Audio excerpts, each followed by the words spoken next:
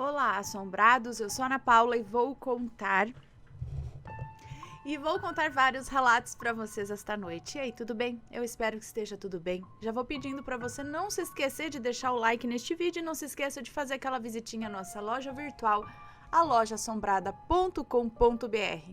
Beleza? Combinado? Então, bora lá para os relatos de hoje. E o primeiro é este daqui.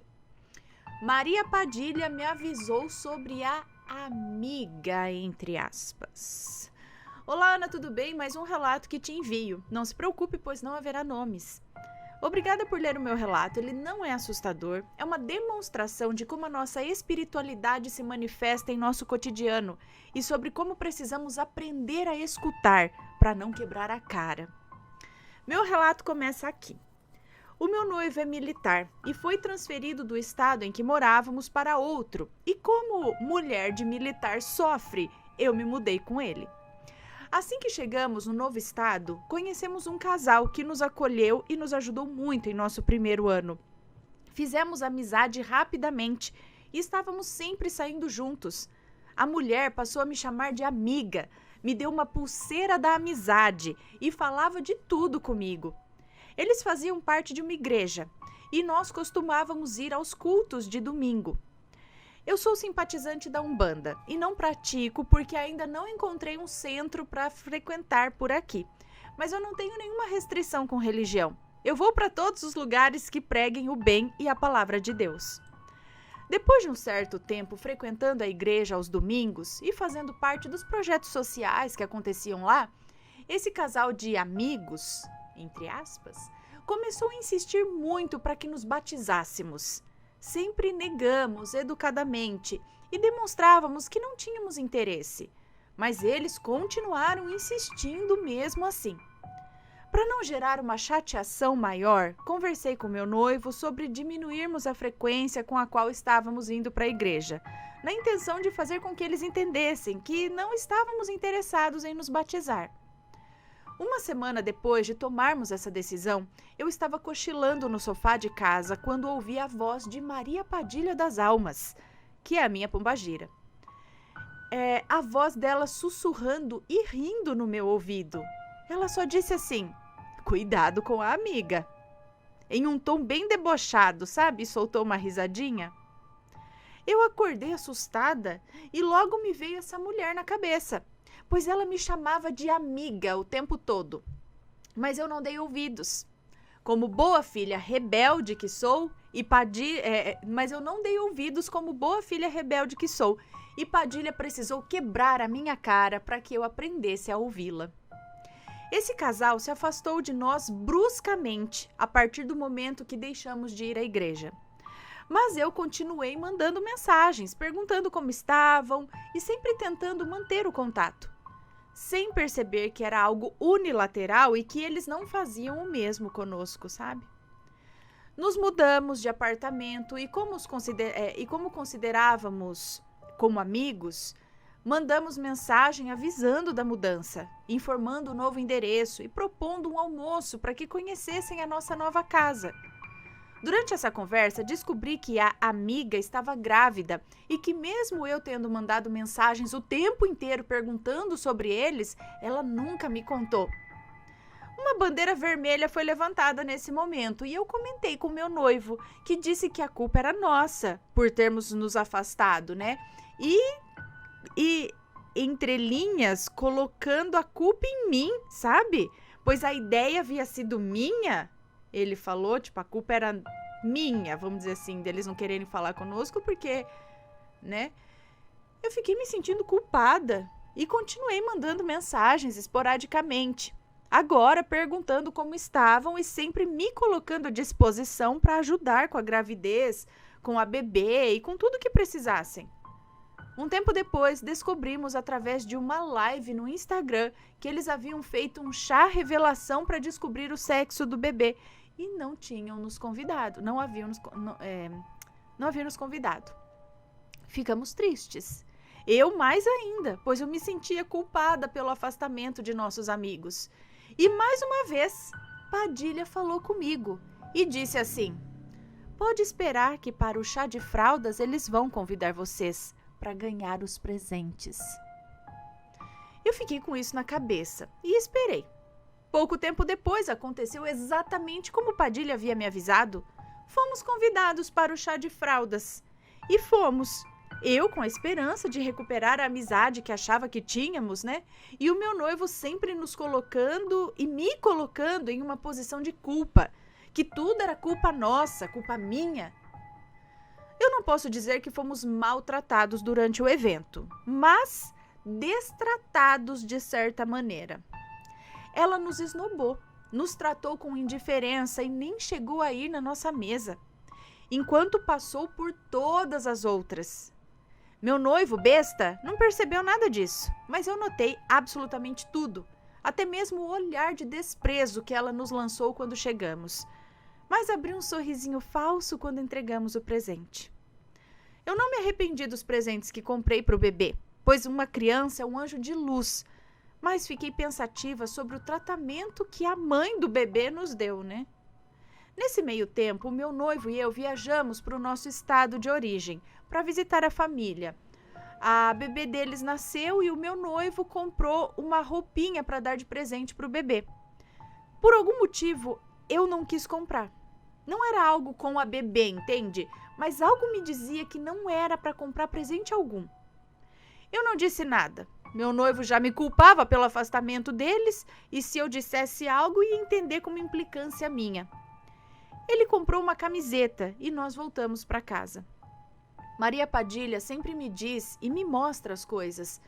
Em um dia qualquer eu estava navegando no Instagram e me deu na telha de ir stalkear a amiga. E qual não foi a minha surpresa quando procurei seu perfil e não encontrei? A bonita havia me bloqueado. Entrei no Instagram do meu noivo e busquei pelo perfil dela. E encontrei. E fui olhar as postagens. Pelas datas, eu havia sido bloqueada 2 meses antes da bebê nascer. Eu fiquei em choque, pois eu ainda mandava mensagens no WhatsApp e ela me respondia normalmente. Como descobri que eu estava bloqueada, deixei de falar no WhatsApp também, já que minha presença não era bem-vinda. Comentei com o meu noivo e ele, como bom tapado que é, colocou a culpa em mim, me dizendo que eu havia feito algo e tentando justificar a atitude dela. Mas eu sabia que não havia feito nada e bati o pé sobre isso. Fiquei abalada e triste com isso, pois ainda nutria a amizade por eles, né? No entanto, sonhei com Maria Padilha, que me disse para ficar tranquila, pois ninguém mexia com quem andava debaixo da saia dela. Acalmei meu coração e deixei essas coisas de lado. Parei de correr atrás e qual não foi minha surpresa quando 2 meses depois a amiga me desbloqueou no Instagram e veio me pedir desculpas, dizendo que não tinha justificativa para o que havia feito e que não sabia o motivo de ter me bloqueado. Mas algo me disse que esse pedido de desculpas não era verdadeiro. E no mesmo momento, Padilha falou na minha mente e me disse para não me desculpar, pois eu não havia feito nada de errado. E assim eu fiz. Respondi sua mensagem lhe desculpando e dizendo que não cabia a mim julgar o modo com que as pessoas lidam com seus problemas. E então, as verdadeiras intenções da amiga se revelaram. Ela respondeu minha mensagem dizendo que ficava feliz em ver que eu entendia as coisas e que quando uma porta se fecha, outra abre, e que ela estava muito feliz com essa nova fase, esfregando na minha cara que estava bem sem mim. Entendi na hora que ela não havia me procurado para se desculpar, e sim para tentar me atingir, pois esperava que eu tivesse continuado correndo atrás dela, mesmo ela tendo me bloqueado.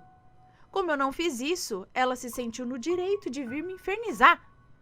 Acabei rindo da situação e esfreguei a conversa na fuça do meu noivo, para ele ver que estive certa o tempo todo. Ele ficou super sem graça e agora não quer papo com nenhum dos dois. Eu me afastei totalmente e mesmo ela tendo falado comigo novamente, eu não quero mais saber. Excluí os contatos e os excluí da minha vida também. Confiem na espiritualidade de vocês, porque até mesmo as pessoas que parecem muito boas podem ser ruins e são seus guias que irão lhe proteger. Não renegue a sua espiritualidade por causa de ninguém. No final, são eles que continuam com você, a espiritualidade. Lembrem-se que, se o problema não foi comunicado, ele não existe. Se a pessoa não te diz, você não tem como saber e não é sua obrigação ir atrás. Hoje em dia, sigo sempre dizendo que se uma pessoa tem um problema comigo, o problema é todo dela. Eu não tenho nada a ver com isso e não vou procurar sarna para me coçar. Laroie, minha Senhora Maria Padilha das Almas, que está sempre me abençoando, mesmo sem eu merecer. Um beijo para você, muito obrigada. E olha só, eu acho muito legal esse lance, né? Que a pessoa escuta, porque nem sempre, né? A gente escuta os recados, a gente bem que gostaria, bem que seria, né? Muito assim, é bom ouvir, faça isso, não faça aquilo, cuidado com isso. Eu acho que isso é um privilégio, porque fala aí, quantas pessoas não ouvem, não tem esse toque, vamos dizer assim, né? Mas muitas vezes a gente tem a intuição. É aquela coisa que você não escuta aqui, às vezes você não escuta aqui, mas você sente aqui. Fica meio confuso? Fica. Você fica pensando, será que é implicância minha? O que será que está acontecendo? Mas alguma coisa forte ali, aquela intuiçãozinha, aquele sentimento de... Às vezes isso é alguma coisa falando com você, né? Bom, próximo relato, que é este daqui. Então, mesmo assim, cuidado. Pessoas podem parecer maravilhosas, super amigas, super prestativas, mas no fundo, ó, abre teu olho. Próximo relato. Eu conheci um invasor de sonhos? Será? Vamos ver. Deixa eu só ver se tá tudo certo aqui. Ok. Olá, Ana, Matheus e Assombrados. Já vou logo me identificando como fulano e de antemão aviso que o relato é curtíssimo. Mais ou menos. É médio. Então vamos lá. Ana, eu assisti aqui no canal o relato O Invasor de Sonhos, ou O Invasor dos Sonhos, e me lembrei de duas coisas. Primeiro, sobre a série da Netflix, Por Trás de Seus Olhos, onde espero eu que haja uma segunda temporada. E a segunda coisa é que eu acho que conheci um invasor de sonhos também. Estava eu na rede social tal, visualizando postagens feitas pelas imediações de onde moro, até que vi uma postagem de um rapaz, deixa eu só ver aqui, é um moço que nos conta, é fulano, isso. Vi uma postagem de um rapaz sobre um evento que estava acontecendo e fui até o perfil dele assistir a live que ele estava transmitindo. Ao ver que eu estava visualizando, o mesmo puxou conversa um tempo depois e passamos a conversar constantemente. Com o passar dos dias, certa noite, eu tive um sonho onde eu estava dentro de um trem em movimento. E lá eu caminhava de vagão em vagão até chegar na cabine do maquinista, onde eu abria a porta e um rapaz que estava de pé se virava para mim. E adivinha quem era? O cara com quem eu estava conversando por esses tempos. O sonho terminou aí, e eu, além de não entender nada, nem dei muita bola, apesar de sempre ter sonhos premonitórios. Bom, na mesma semana o rapaz puxou conversa, como sempre, em meio a várias conversas, e aí ele me falou que havia me visitado em sonho. E eu perguntei, como assim? Tipo viagem astral? Ele ficou meio sem jeito, acho que imaginou que eu não fosse por dentro do assunto, né? Mas continuou dizendo que sim, mas que para ele avançar, teria que me ver pessoalmente tocar em mim. Ana, logo entendi o sonho do trem. Segue a minha interpretação do sonho. Trem é algo em movimento com um destino traçado. Atravessar os vagões poderia significar os obstáculos, como no caso o toque, que gera uma troca para assim avançar, né? Como o mesmo havia me dito. E encontrar ele na cabine do maquinista seria a habilidade que o mesmo tem de conduzir essa técnica. Faz sentido? Faz. No mesmo instante pensei, não vou encontrar você nunca, meu amigo. Já me veio várias coisas na cabeça, né? Coisas do tipo que acontecia com a moça do relato, coisas feitas pelo João. Quem que é João? como abusos sexuais, né? Ana, eu vou te dizer que mesmo com estímulos, entre aspas, eu nunca tive sonhos eróticos. Nunca na minha vida inteirinha. Mas depois desse dia, eu passei a ter alguns. Mas com outras pessoas, não com esse fulano. O rapaz ficou meio diferente comigo após eu nunca ir ao seu encontro quando ele estava por aqui. Sem contar que a criatura ainda estava em um relacionamento. E isso só me deixava cada vez mais com o pé atrás. Pois eu só ficava imaginando os absurdos que ele possivelmente cometia via astral ao invadir os sonhos de outras pessoas. Esse fulano, pelo que eu saiba, não é hipnólogo. Portanto, essa habilidade talvez seja algo do próprio ser humano. Tipo visão remota, por exemplo. E como não conhecemos a nós mesmos... acabamos por desconhecer todo o nosso potencial. Ou, no caso dele, talvez possa ter sido algo ensinado por alguma entidade, eu não sei, já que o mesmo é de uma tal religião que eu prefiro não comentar, pois sabemos que pessoas de índoles diferentes estão presentes em todos os lugares, né? Mas algumas pessoas dessa religião gostam de ostentar um saber que os outros não sabem para assim intimidar os demais, sabe? Enfim, não dá para saber ao certo como as coisas funcionam. Eu mesmo não tenho religião nenhuma, eu não sigo nada, mas eu gosto de dar as minhas bisoiadas em tudo para entender um pouco das coisas. Agora fica a reflexão. Ao deixar outra pessoa nos tocar, damos brecha para que uma porta se abra? Nesse caso, o mesmo disse que só conseguiria avançar se me visse pessoalmente e me tocasse. Na série... peraí. Talvez haja spoiler aqui sobre a série Por Trás de Seus Olhos, tá? Então, já vou avisando aqui, quem não assistiu e quiser assistir, dá um tempinho aí, tampa os ouvidos, os olhos, pula pra frente um pouquinho, tá? Spoiler! Na série Por Trás dos Seus Olhos, a Adele deu um jeito de ir até a casa da Louise para ver cada detalhe, para que posteriormente ela se projetasse até lá. E sobre as tais amarrações, muita gente fala que para ter algum resultado na amarração é preciso ter um mínimo de contato entre as pessoas envolvidas. Mas como é que vamos evitar que alguém nos toque? Por exemplo, se uma pessoa estende a mão num ato de cumprimento, como devemos agir em uma situação como essa? Se pelo menos o sexto sentido apitar na hora, ainda dá tempo para inventar uma desculpa, né? Que acabei de espirrar na minha mão, não posso encostar em você. E que que as mãos estão sujas e aí você dá o fora. Hoje em dia você ainda pode usar o lance do Covid. Você fala, não, que eu não gosto assim do toque. Bom, esse foi o relato e eu só decidi contar para validar o que foi dito pela fulana no relato sobre o invasor de sonhos. Pois por mais que eu e muitas pessoas procuremos ser céticos até que algo prove o contrário, para até mesmo evitar cair em papinho de charlatões, não dá para negar que existem muitas coisas que desconhecemos. PS. Tentei a técnica da Adele da série para sair do corpo e na mesma noite senti algo diferente no peito.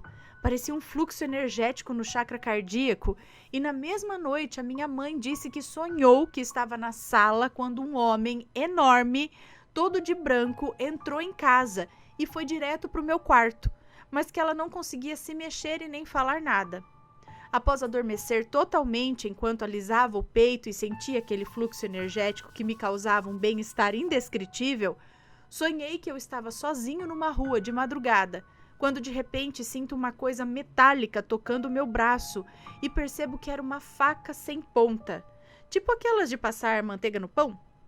Em seguida, as mãos dessa pessoa me envolviam por trás, dando um abraço, e quando eu me virava, era Jesus. Um beijo, Ana Assombrados, deixem o like, comentem se vocês sabem algo sobre essas habilidades e mandem os relatos de vocês, pois o Assombrado é o meu, o seu, o nosso canal favorito e é impossível expressar a sensação de ouvir histórias reais sendo contadas pela nossa querida Ana. Muito obrigada, um beijo para você. Existem centros de estudos de viagem astral e tudo mais. É bem interessante isso. Também acredito que a gente possa, eu acho que tem gente com mais facilidade, tem gente que precisa treinar, estudar e treinar isso. Não é uma coisa fácil, mas parece que para algumas pessoas isso é mais fácil. É quase como que um dom que a pessoa nasce. Aí se ela quer usar pro bem ou pro mal, isso tá em todo lugar, né? Esse negócio, eu não terminei de assistir, eu comecei a assistir Por Trás dos Seus Olhos, mas acabei não dando continuidade, até é interessante a série, é bem legal, devia continuar. Mas e aí, se você já teve uma experiência desse tipo, conta pra gente também. Existem sonhos que, por exemplo, você diz aqui, sonhei com tal coisa e você tava lá. E aí a outra pessoa fala, nossa, mas eu sonhei com a mesma coisa e você também tava lá, sabe? Aí você fala, foi sonho ou realmente houve um encontro no astral? Tanta coisa que deve acontecer por esse astral, menino. Conta pra gente aí. Vamos então para mais um relato, que é este, A Visita de Bafomé. Como assim? Vamos ver. Oi, Ana. Bom, pode me chamar de fulana, eu acho. Essa história é real e aconteceu comigo por volta de março de 2021. Ela é bem grande, não, é médio, curto, mas eu consegui resumir bastante. Tá, então a história é longa, mas tá bem resumida aqui. Era mais um dia normal. Eu havia acordado às 10 da manhã e por volta das 11 horas comecei a ter uma crise de enxaqueca. Como já é de costume essas minhas crises, tomei um remédio e me deitei. Não consegui adormecer. Fiquei apenas em um sono bem leve, tanto que consegui escutar tudo ao meu redor. Em um momento, senti a presença de algo no meu quarto. Porém, minha mãe já havia saído para trabalhar, então eu estava sozinha. Abri meus olhos o suficiente para ver uma criatura preta, bem alta, com longos dedos, se aproximar de mim. Eu, sem saber o que fazer, fingi que estava dormindo. E a criatura chegava cada vez mais perto, até que ela parou do meu lado, levantou sua mão e a posicionou sobre a minha cabeça. E com seus longos dedos começou a tirar uma espécie de fumaça preta do meu ouvido. Enquanto ela extraía aquilo do meu ouvido, senti minha dor indo embora. E inconscientemente me senti mais calma e relaxada. E aí, depois de uns 3 minutos, a criatura se virou e saiu do meu quarto. Me levantei, bebi um pouco de água e voltei para o meu quarto. Ainda estava tudo muito confuso. Eu não sentia mais dor e o meu corpo estava muito leve. Em algum momento, os meus vizinhos ligaram um som muito alto e a minha cabeça começou a doer novamente. Eu tomei outro remédio e me deitei de novo. Minha cabeça latejava de dor e o barulho não ajudava. Até que decidi me levantar e ir reclamar com eles. Mas quando abri meus olhos, o ambiente ao meu redor havia mudado completamente. Eu estava em uma espécie de caverna. O chão estava coberto de musgo e as paredes eram feitas de pedras. Mas o que me chamou mais atenção foi o cheiro insuportável de enxofre e o ar denso. Me deitei na esperança de que aquilo fosse um sonho, mesmo sabendo que estava real demais para ser apenas um sonho. Estava tudo um grande silêncio, até que escutei sons de cascos se aproximando. Continuei a pensar que era sonho e me virei para o lado. Os sons foram ficando cada vez mais altos, até que eles pararam do meu lado. Não aguentei de curiosidade e abri os meus olhos. A criatura que estava em pé na minha frente tinha a cabeça e as pernas de uma cabra. Já o tronco e os braços eram de um homem. Eu fiquei paralisada, eu não sabia o que fazer. Ele ficou me encarando por poucos segundos, até que levantou a sua mão e a posicionou na minha testa. Na hora eu fiquei com medo e espremi os meus olhos e fui desejando voltar para o meu quarto. Os seus dedos eram ásperos e estavam pesados sobre a minha testa. Mas estranhamente aquele toque me passava uma sensação de nostalgia. Ele retirou sua mão da minha testa e foi embora. Não abri os olhos enquanto não parei de escutar o som dos cascos. E dessa vez, quando abri os meus olhos, eu estava de volta no meu quarto. E tudo voltou ao normal. Contei isso para uma amiga da época, que como eu já tinha vivenciado várias coisas estranhas e anormais, né? Ela começou a criar várias teorias comigo. E depois de algumas pesquisas, descobrimos que aquela criatura era Bafomé. Ficamos muito tempo tentando entender o que foi aquilo e chegamos à conclusão que eu poderia ter ido para outra realidade, já que não poderia ser uma paralisia do sono porque eu conseguia me mover normalmente. Depois do ocorrido, eu sempre tinha sonhos estranhos, sempre via vultos e silhuetas por todo lugar, mas sempre ignorava. Inclusive fui dormir no quarto da minha mãe um dia e no meio da noite eu acordei com muita falta de ar. Eu sentia algo apertando a minha garganta, mas eu só enxergava alguém sentado no puff, que fica em frente à cama, me encarando profundamente. Depois desse dia, nunca mais consegui dormir no quarto da minha mãe. Sempre que durmo lá, tenho paralisias do sono. Foi isso, Ana. Acabou que no ano de 2021 inteiro aconteceu coisas paranormais. Mas decidi contar só uma dessas histórias. Por favor, se não for incômodo, manda um salve para mim e para minha amiga. Bom, não vou falar nomes aqui, mas um salve então para você e para sua amiga, que saberão quem são. Beijos. Será que era Bafomé mesmo? Não era alguma outra criatura do mundo? Vai saber da onde, de que dimensão aí? Mas ele tirou de novo a sua dor de cabeça? Tinha relação a sua dor de cabeça com essas duas aparições aí? Eram a mesma criatura que tirou o negócio pelo teu ouvido, a coisa? Tirou a dor, né? Mas depois a dor voltou? E depois foi para esse outro lugar? O que será isso, gente? Cada coisa, né? Cada coisa que a gente fica perdidinho muitas vezes. Bom, vamos aqui para mais um relato. Relatinhos mais curtos agora. Números. É este relato aqui.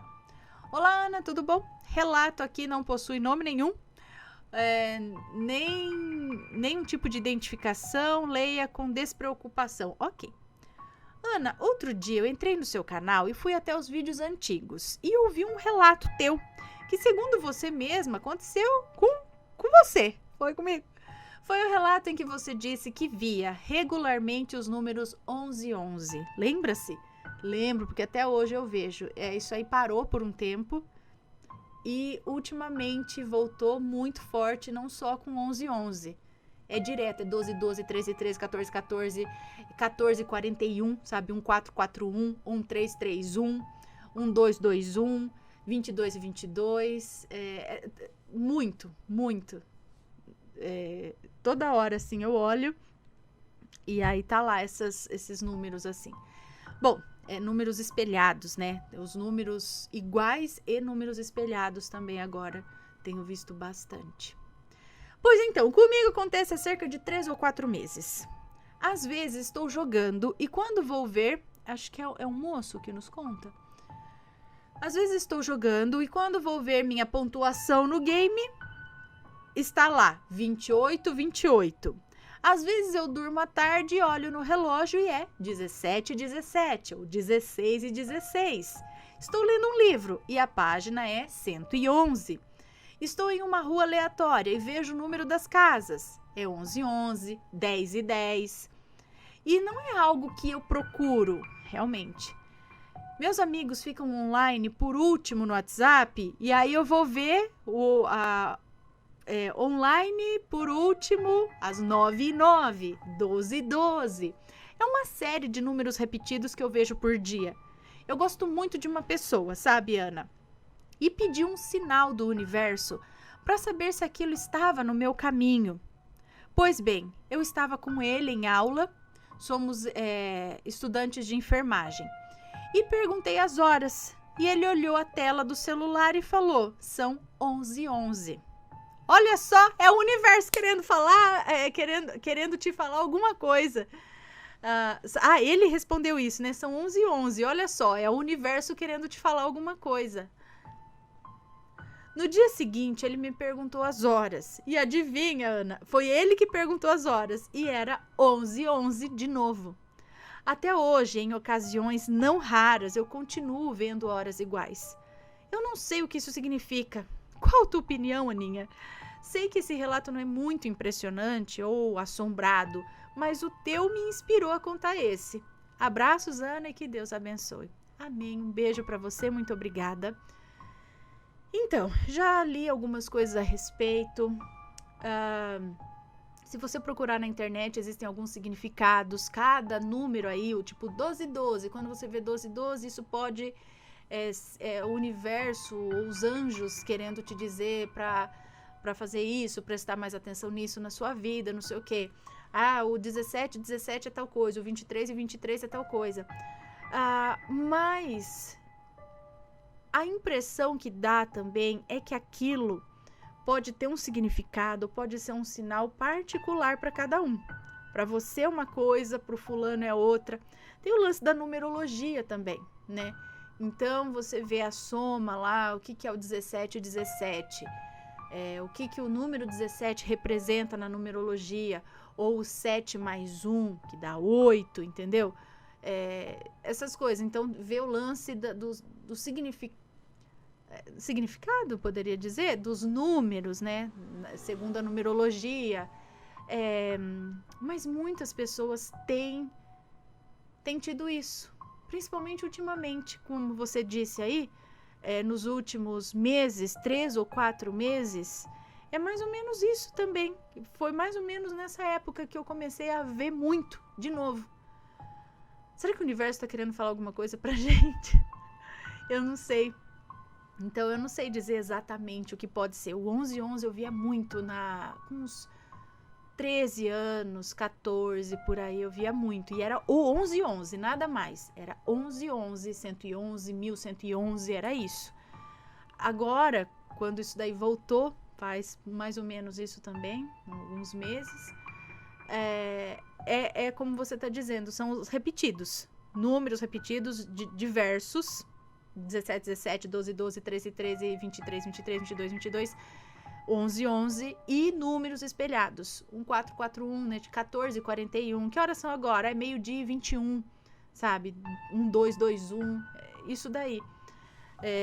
23 e 32. Então, eu também não sei, mas será que alguém tá querendo falar alguma coisa? Mas o quê?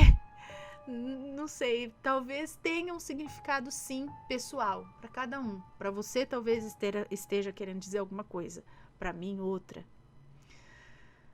Não sei. Se alguém mais aí está tendo essa experiência ou já teve, ou souber explicar até um pouco melhor, deixa aqui nos comentários ou manda o seu relato pra gente, ok? Então vamos lá para mais um relato, gente.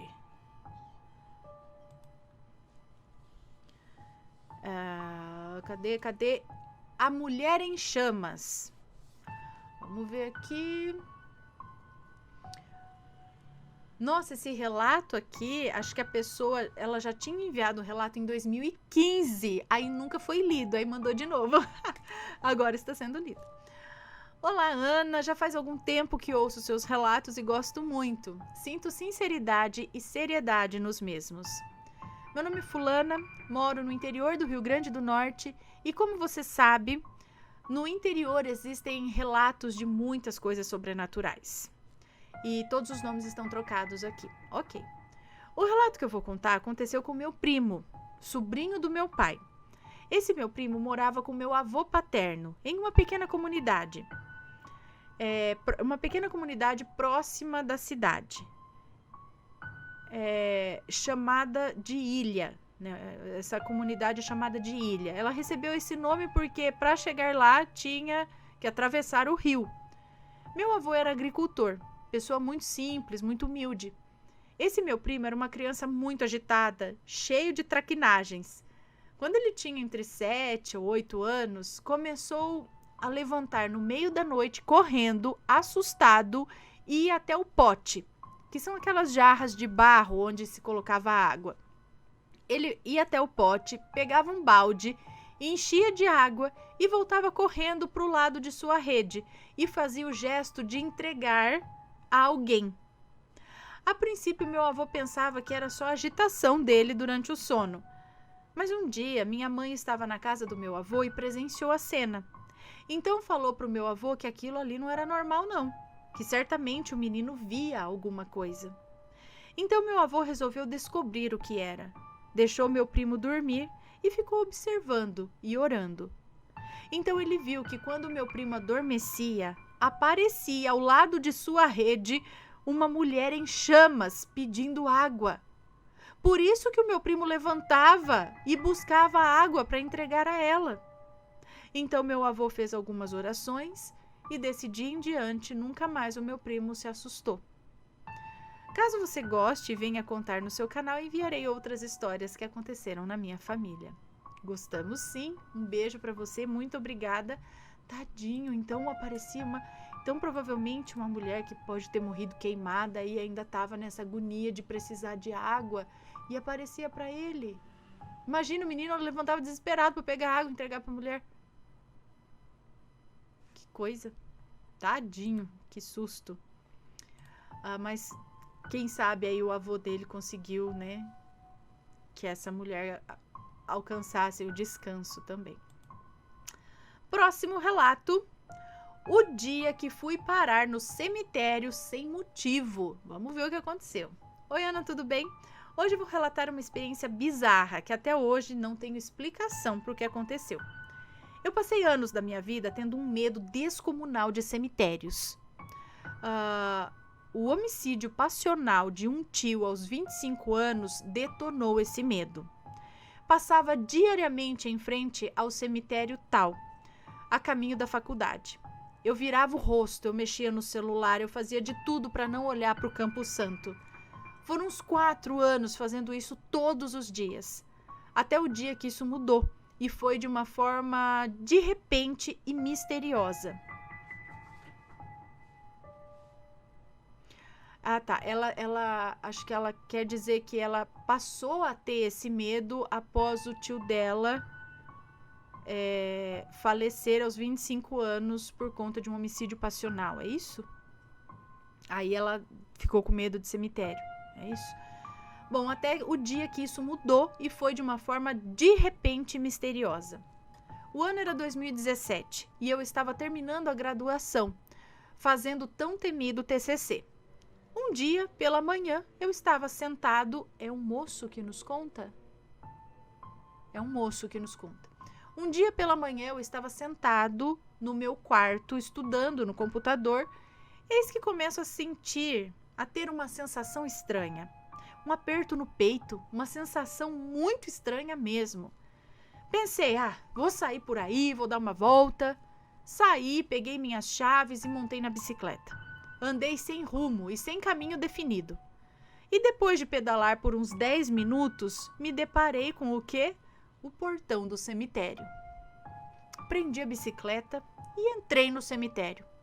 Eu procurava a sepultura da minha família, mas como morria de medo de cemitérios, eu nem sabia direito onde era. Eis que depois de andar pelo meio dos túmulos, vi um decorado com azulejos azuis. Parei ali e fiz uma oração. Não era da minha família aquela cova, mas é provável que alguma alma ali estivesse precisando de uma ajudinha. O aperto no peito desapareceu. Voltei para minha casa e depois daquela experiência eu vou ao cemitério com frequência. Muitas vezes só para ficar num lugar quieto. Quando parentes ou amigos da família morrem, eu vou levar condolências aos parentes do morto. Eu tenho um tio que sempre fez isso. Eu sempre estranhei esse costume e agora sou eu quem faz essas coisas. Obrigado por ouvir este relato. Abraço a todos e a todas. Um beijo para você, muito obrigada. Então, alguma coisa meio que também ajudou a tirar esse seu medo, né? Quase que uma troca. Talvez aquela alma estivesse precisando e te chamou para lá, falou, me faz uma oração que eu tiro o teu medo. Algo assim. Bem legal. Bom, pessoal, vamos agora então para o último relato desta noite, ok? desse tipo ao vivo estendido. Vão comentando aí sempre com respeito, ok? Ok.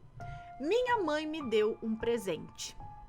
Olá, Aninha, adoro vocês do canal. Te desejo todo o sucesso do mundo e muita saúde para você e sua família. Desculpa se não sei escrever, mas nunca escrevi algo assim e espero que entenda. Vamos ao relato.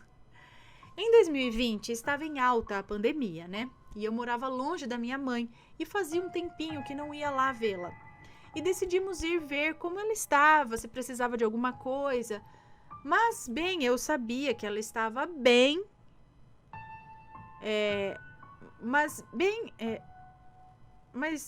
Eu sabia que ela estava bem.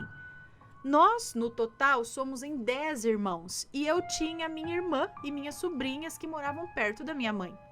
Eu e meu esposo levantamos cedo, nos arrumamos e tomamos café e pegamos a estrada.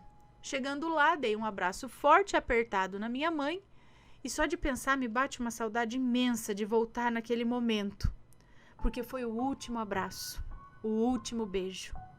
Ficamos 2 dias lá e voltamos para casa, porque nós tínhamos ido um pouco antes do Natal e o meu esposo queria passar na casa da avó dele um mês. E o meu esposo queria passar, acho que o Natal, na casa da avó dele. Um mês depois, ficamos sabendo que minha mãe tinha pego Covid. E como morava longe, não tinha como eu ir lá vê-la. Mas eu fazia chamada de vídeo, ligava para saber se tinha melhorado, como estavam as coisas. E minha mãe piorou demais e teve que ser internada na UTI do hospital. E 2 dias depois, eu passei tão mal que eu não conseguia sair da cama. Fui no posto, fiz os exames e na outra semana só que ficava pronto. Na outra semana eu fui, mas pensei que não ia ser nada. E qual foi o meu susto quando me disseram que eu estava grávida? Fui para casa pensativa e depois desse dia minha mãe só piorou. O médico ligou para a gente. Como era Covid, não podíamos visitá-la. O médico falou que da terça-feira em diante ela não ia mais resistir. Meu chão se foi, Ana do céu. Eu não desejo isso para ninguém. Ligamos para ela e conversamos. Eu não estava pronta para me despedir, quando ela falou com a voz bem fraca o seguinte: filha, eu tô indo, mas vai ficar alguém no meu lugar para te dar forças. Eu não tinha falado para ninguém que eu estava grávida. Como ela sabia? Na outra semana, na terça-feira de madrugada, ela faleceu. Fui muito triste, mas Deus sabe o que faz. E hoje eu tenho a minha pequena, com 1 ano, e só tenho a agradecer a minha mãe, porque ela sabia que se eu não tivesse a neném, eu não sei a loucura que eu ia fazer. Desculpa, Ana, pelos erros, vou ficar muito feliz se você ler meu relato, desde já agradeço. Beijo, sua linda. Um beijo pra você, muito obrigada. Sim, Deus faz as coisas certinho. E alguém deve ter falado pra ela, ela deve ter visto isso no momento que ela estava quase indo, né? Nesse momento, às vezes, ou todas as vezes, eu não sei, muitas pessoas, dependendo, acho que são preparadas em sonho, no astral, tal, e talvez alguém tenha dito isso para ela, né? Como que ela ia saber? E realmente, a sua filha, né? A sua filha veio para te dar forças no momento que você precisava muito, né? Enfim, muito interessante. Sei bem como, quer dizer, essa história. Enfim, pessoal, esse foi o relato de hoje. Espero que tenham... foram os relatos de hoje. Espero que tenham gostado. Um grande beijo para vocês e a gente se vê no próximo relato. Fui.